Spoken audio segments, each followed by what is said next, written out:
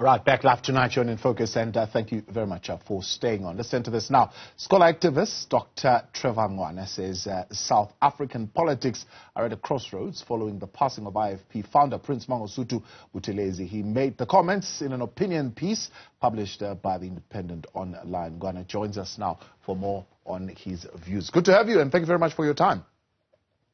Thank you very much.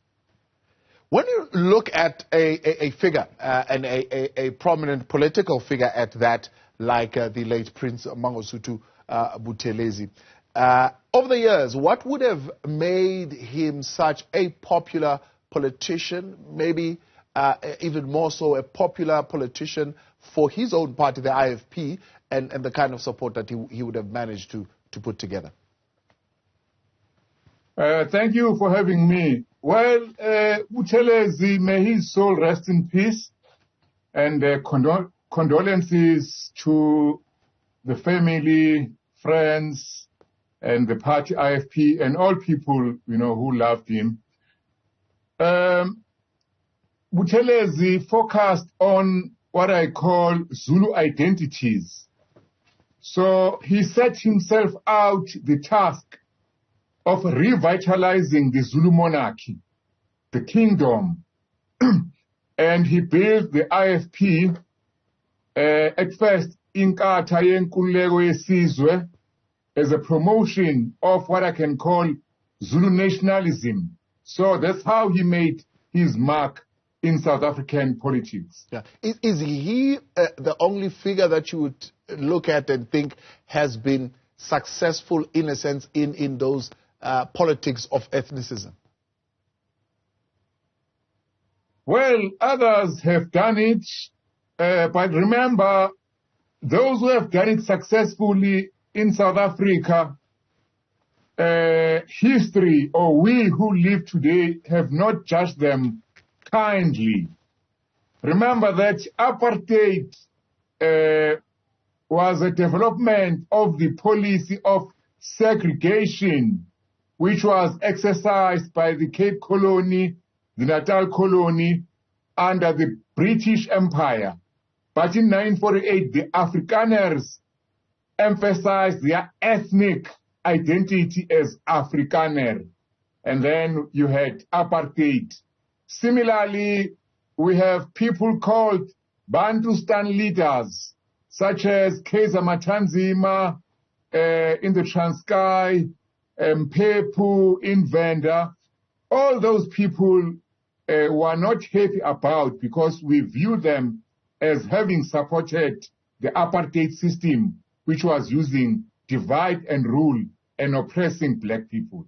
And would you say that would be, amongst many other issues, also a blight in terms of Prince Mangosuthu Buthelezi's decision-making in leadership to have agreed to be a part of those leaders known as Bantustan leaders? You refer to the article I wrote, so I did not want my article to focus or emphasize,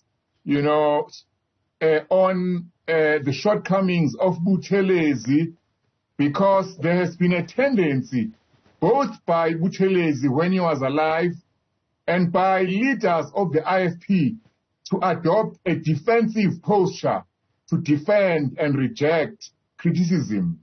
But I could not lie in my article. I had to be analytical and show that, in fact, his decision to be chief minister of Zululand, of the KwaZulu Bantustan, was a political mistake, because it was going against history, and it pitted him against the National Liberation Movement, which was becoming stronger at that time, especially internally, the anti-apartheid movement.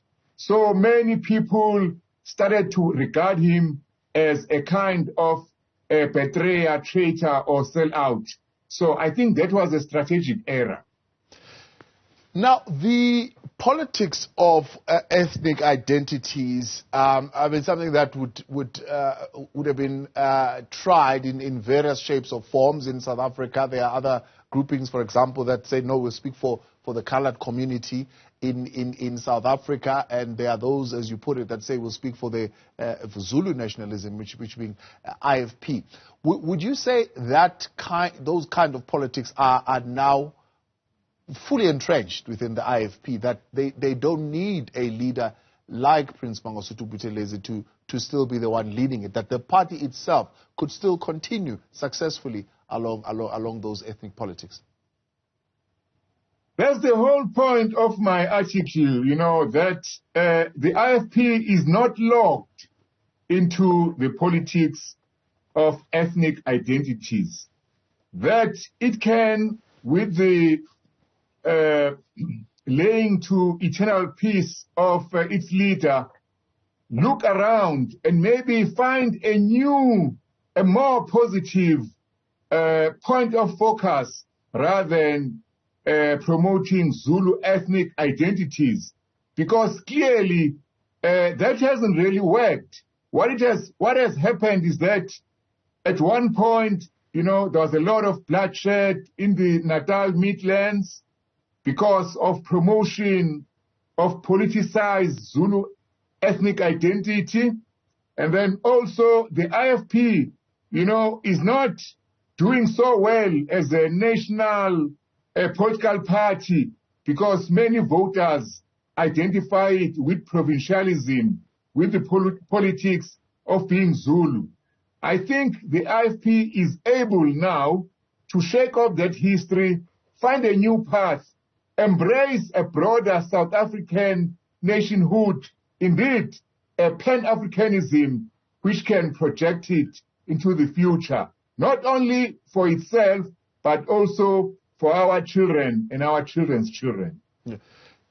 Does this represent, as you put it, a crossroads for the identity that is espoused to the Zulu monarch, for example, as compared to maybe other nations within South Africa and other monarchies within South Africa, and the passing of the prince, someone who for a large part of his life worked towards safeguarding that Zulu monarchy, now him being gone? Is this going to represent a new type of relationship, for example, that the Zulu monarch will now have with the state, the South African government? I have no doubt about that, because Buthelezi, whatever his strengths and weaknesses, was a very strong political actor, and quite dominating actually and influential. And in fact, it's him, more or less single-handedly, who revitalized the Zulu monarchy.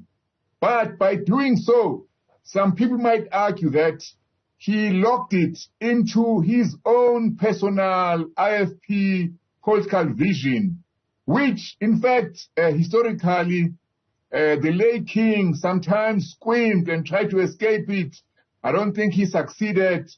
Clearly, the new king of the Zulus, already there were problems whereby there was disagreement with the late Mtwara Pindangen.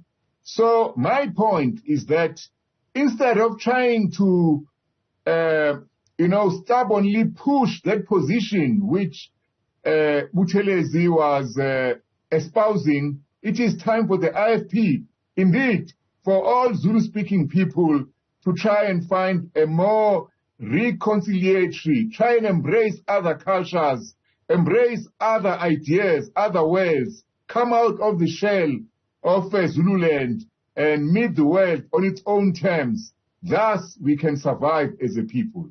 So you juxtapose this with, of course, the global politics and the view, shall I say, even geopolitical view of protectionism and nationalism as would have been portrayed by the likes of Donald Trump, right, the former president of the United States, and how that could have limited his political maneuvering, and how that certainly would work out exactly the same for whoever comes in as well. I mean, we know who the leader of the IFP is, but now fully on President Hlabisa on that role.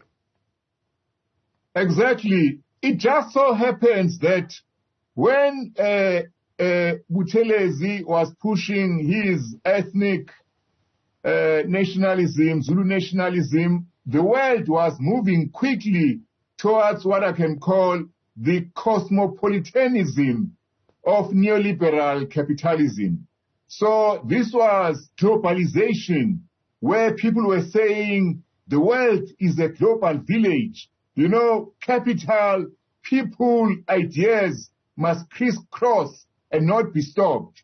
But today, the rise of Trump, people like Modi in India, Orbán in Hungary, represents the collapse of that order of neoliberalism.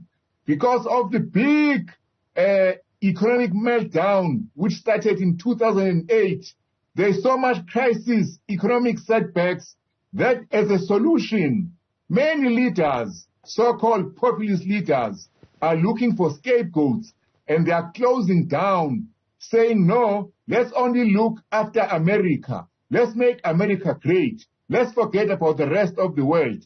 Let's make India great. Let's forget about Pakistan or our neighbors. So this is the position which is occurring at the moment as Buthelezi lies down in eternal peace. I'm scared that perhaps the IFP leadership under Mr. Hlabisa might be influenced by these conditions and be encouraged to follow that path. I'm saying don't follow that path. You know, it's only a moment in history. It will pass. So let us, you know, embrace cosmopolitanism. Let us embrace other cultures. Let us shake off conservative, even right-wing ideas, be more progressive, you know, be forward-looking. Yeah. But one argue that that regional grounding is what has kept the IFP quite relevant in the South African political context. I mean, if you would be hearing a lot of the tributes that were being shared throughout the week by the Amabutu and everybody else within the context of the Zulu nation, they will speak of a man who was protecting Amagugu Wesizwe. I mean, talking about those critical things about the land of the Zulus and that particular monarchy. It's something that they view as his legacy and something that needs to be protected going forward. Yes, but they have to look at that legacy critically. They can't just embrace it. So, for example, they must ask themselves, why is the IFP, you know, not the second or even third biggest political party? I mean, Julius Malema created the EFF long after the IFP was formed, but he passed it. EFF is the third largest party in South Africa. I think that provincialism is a prison which is holding back the IFP. That is over and above, you know, its political ideas, its policies, whether good or bad, in the eyes of the voters. So this is what they have to shake off. And I don't think that that legacy is, in all respects, positive. Because one of the contradictions I raised in my article is that between the promotion of traditional leaders, bestowing them with executive powers, give them the right, you know, to control land, giving them power over people who live in the rural areas in KwaZulu, especially across Nzinyati, in the so-called African areas. I think that is in contradiction to a democratic republic. So I don't think there is a way forward that way. I think that contradiction will become sharper and sharper until it completely collapses the IFP. In the 80s, that contradiction led to the bloodbath, the killing fields of the Natal Midlands. I don't know what's going to happen next. Unfortunately, so I have to be honest here, some leaders, you can see Action SA, you can see even with the ANC, you know, they are also responding to the era of Trump, of chauvinism, being xenophobic, talking about South Africa first.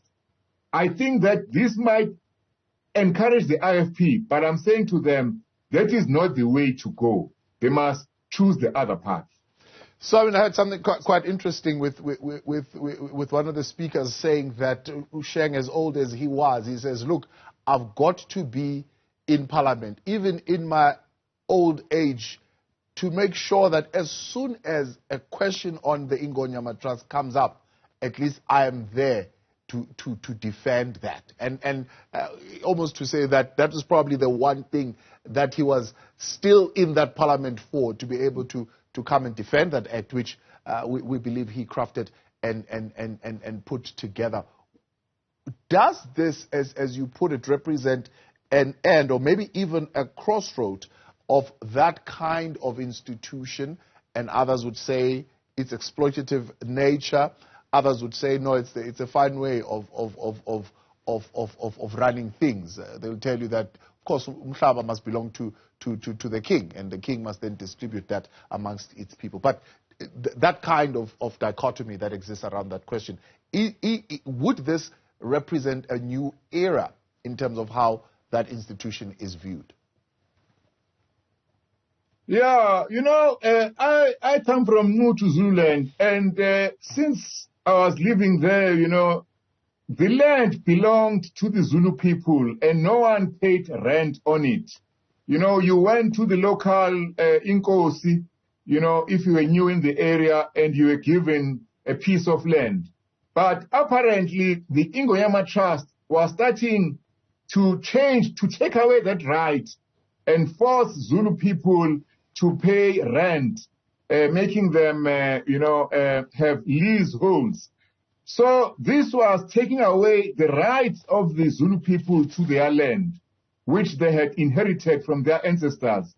Indeed, some people took the Ingonyama Trust to court, and Ingonyama Trust lost the court case. So at the moment, Ingonyama Trust must pay back all those monies it took as rent, which amount to more than 100 million. So this is what I mean, that legacy of Buthelezi should be approached critically, carefully, and cautiously. On Scholar Activist, Dr. Trevor Ngwane still with us as we wrap up the weekend of the laying to rest of the Prince of the Buthelezi clan, also the Prime Minister of the Zulu Nation, Prince Mangosuthu Buthelezi.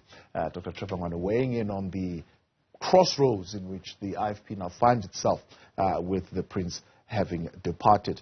I'm interested in this continuous juxtaposition of the crossroads because, I suppose it's the crossroads for the IFP, it's the crossroads for the Zulu monarch, but you're also weighing in, even though you don't go into too much detail, but maybe you might want to do that. Is this a representation of the crossroads on the future of the role of what is known as the Zulu Prime Minister, something that he has been in position of for a while? Oh, of course. Already towards the end of his life, he was threatening, saying, I told the late king that I wanted to leave being Prime Minister. And then also he was not, he had some little problems with the new king. So all that has to be revisited. But my point is that it should not be revisited in a defensive, point-scoring, protect the legacy manner. It should be visited in an open-minded manner. You get young leaders like Mr. Mkhulekwa. I think those people have got brains. They can actually, with their leader, Mr. Shabisa, take the IFP, to more progressive, more forward-looking paths. And I think that if they're going to bog themselves down about who is the next Prime Minister of the Zulu King, and then maybe, as happened with the chairpersonship of the Ingonyama Trust, the IFP says, no, we want this one to be the Prime Minister and the King prefers another, and then they are now at loggerheads with the King of the Zulus. This is not productive. So I'm just saying that, they should be more circumspect and more open-minded. But I must say, Koli, even for the ANC, for everyone in South Africa, some of the mistakes of the past, even if we attribute them to IFP or to Buthelezi, it takes two to tango. So we must also rid ourselves of that way of thinking and embrace each other as we move forward. Yeah, and you leave it as a hanging question. You say only time will tell. Will there be members, or even do they even exist now as we speak, of the IFP? Maybe even citizens of KwaZulu-Natal or AmaZulu, so to speak, who would support a view that says let's dump this provincial politics and pursue a national political project that is informed by a vision of a free South Africa? I believe so. Actually, my article is not so much directed at, the established leaders on top, but I'm more concerned about the youth. So I don't want another generation of Zulu-speaking youth to be lost to the country, to politics, to progressiveness. So that is why I was quoting younger leaders and thinking that, they might have a different idea. They might be more receptive to new ideas. Certainly, as the IFP loses, its political power in terms of the vote, as new parties come on board, as coalition politics come in South Africa, those questions are going to be raised quite sharply. And I think that if the IFP answers those questions the old way, it will go down. I'm convinced of that. I appreciate your time. Dr. Trevor Ngwane is a scholar activist there, says South African politics at a crossroads with the passing of Prince Mangosuthu Buthelezi.